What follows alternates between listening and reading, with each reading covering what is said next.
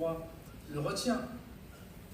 La loi que propose Caroline et de nombreux de ses collègues vise à punir de 5 ans d'emprisonnement toute personne qui appelle à la destruction d'un État. Alors, comme il ne s'agit pas toujours de l'État du Luxembourg ou du Liechtenstein, et que tout le monde a compris qu'il s'agissait d'État d'Israël, je veux dire devant vous, au nom du gouvernement de la République, qu'on ne peut pas à la fois dire que l'on protège les Juifs et qu'on appelle à la destruction d'Israël. On ne peut pas à la fois dire qu'on aime les Juifs, mais ma grand-mère, qui était femme de mineur dans le Nord, qui avait plein de bon sens, disait « Tout ce qui est après « mais » ne compte pas. Je t'aime, mais...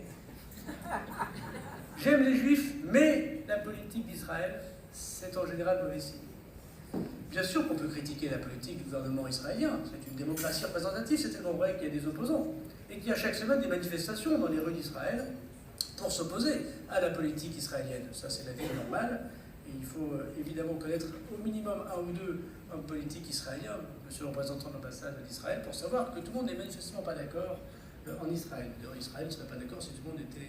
Tout ne serait pas Israël si tout le monde était d'accord au Parlement israélien, manifestement. Mais là où doit s'arrêter l'hypocrisie, c'est quand on fait semblant de confondre la politique gouvernementale, dont je rappelle que, quel que soit ce qu'on pense de M. Netanyahu, il a été élu par les Israéliens dans des élections disputées, démocratiques, la seule démocratie, en effet, de la région, au sens occidental du terme, que nous devrions défendre, de voir qu'il y a une sorte de parallèle entre la politique gouvernementale d'un camp politique en Israël et la politique de l'État d'Israël. Des t-shirts que l'on porte, où on voit que l'État d'Israël n'existe plus entre le Jourdain et la mer.